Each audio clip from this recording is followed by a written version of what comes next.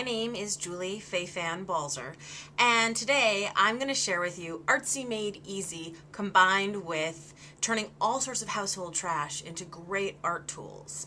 So the first thing that we're going to do is we're going to do paint splatters, which are really easy to do, and I have a couple examples here. You can see the little blue dots, easy paint splatters, and again here there's some blue splatters on the page, and then over here on this layout there's lots of tiny little splatter.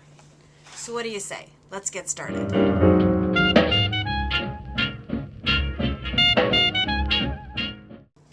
This is my paintbrush container, and you'll notice there are a lot of different brushes in here and that there is a toothbrush in here. Now, today we're going to be using this toothbrush to add some fun splatters and texture to this piece of paper. This is completely dry. This is a piece that I had experimented on and messed up on and didn't like it, so we're going to make it into something that I do love. So the next thing, toothbrush is wet. The next thing is we're going to need some black acrylic paint. And I'm just going to take a scoop of it and I'm going to put it down on this Teflon sheet that I have, maybe a little bit more there. There you go. And then I'm going to take a spritz bottle full of water and I'm going to spray to make that black acrylic paint just sort of pool into a nice pool of black gook. And then I'm going to take my toothbrush and I'm going to dip it in the pool of black gook. I'm going to turn it sideways, bring my thumb across it, and I'm going to go like this. And I'm going to get these cool ink spatters. I'm going to try it again.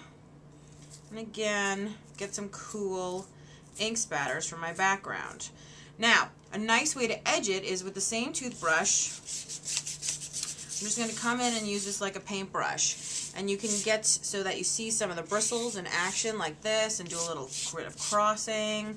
Or you can just use it like a paintbrush and scrub it on here. You can also get a very thin line if you tip the edge up. You can get something kind of cool and artsy right along the edge. I can also dip it in my thing of water here and get a very loose series of black spray dots. Anyway, fun and easy way to add texture to anything.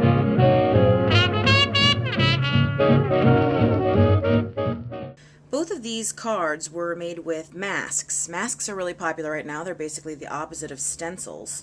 And as you can see, what you do is a mask fills up the space and then the color goes around it. And here's the mask that made this shape right there.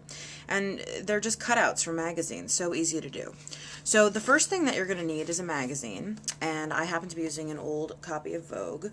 And I've marked a couple of pages because I wanted to show you some things. So first of all, this is a great silhouette at first, and then you realize her arms are into her body like this. And unfortunately, because there aren't little white spaces here, it's just not going to read. It's going to look like her arms got cut off somehow.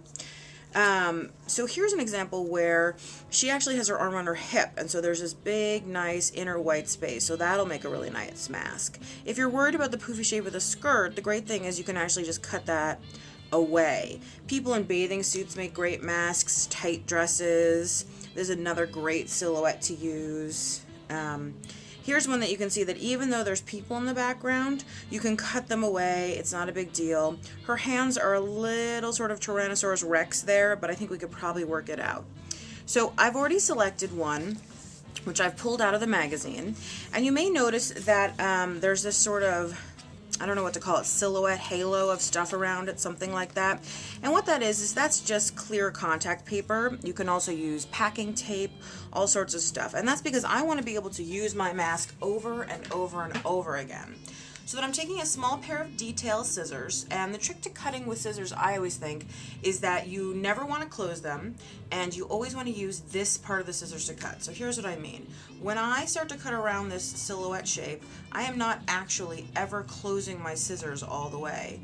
Rather, I am just feeding the paper through the scissors. Okay? So then you just spend a little bit of time cutting.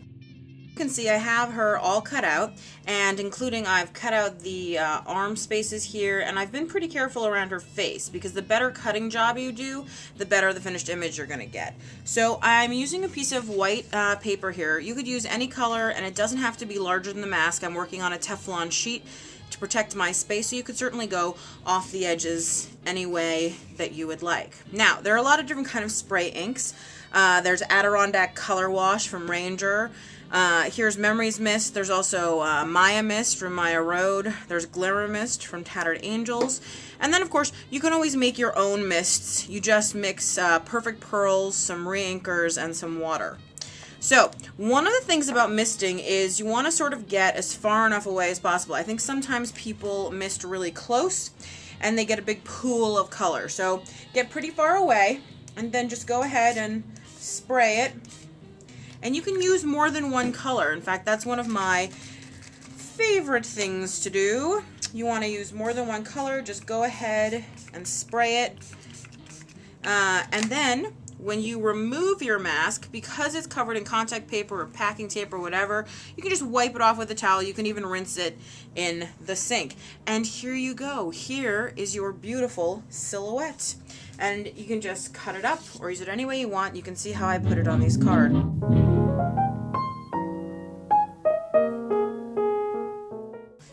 One of my favorite tools is this, a toilet paper tube.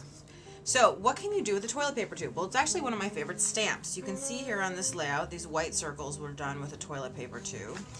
And on this one, the blue circles were done with a toilet paper tube. And again, here you go, the orange circles were done with a toilet paper tube.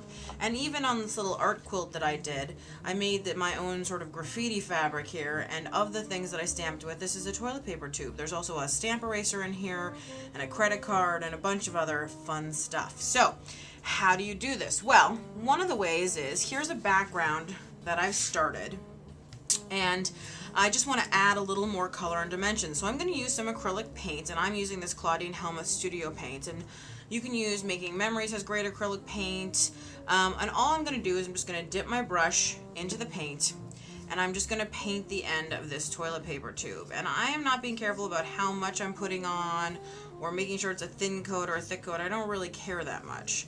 And then I'm just going to just start stamping with my toilet paper tube. And you guys can see that I can get several stamps. I believe that was 5 stamps with just one painting of the toilet paper tube. And I'm going to goop it up a little bit more.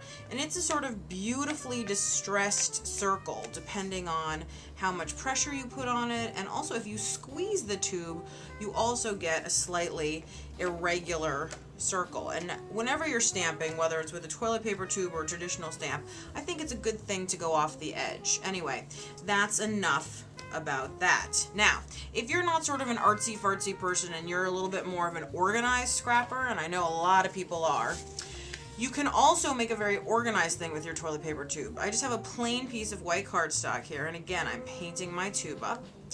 And now I'm going to stamp with it, except this time I'm going to stamp in a fairly regular grid as best as I can. I'm going to paint this up again. And I'm going to stamp it up in a fairly regular grid. Some other things you can try at home that have wonderful images are Legos. Will give you an array of different dots. Again, a pencil eraser is a great tool. Actually, a piece of spaghetti, which of course you should never eat, that's uncooked spaghetti, will give you a cute little dot if you want something.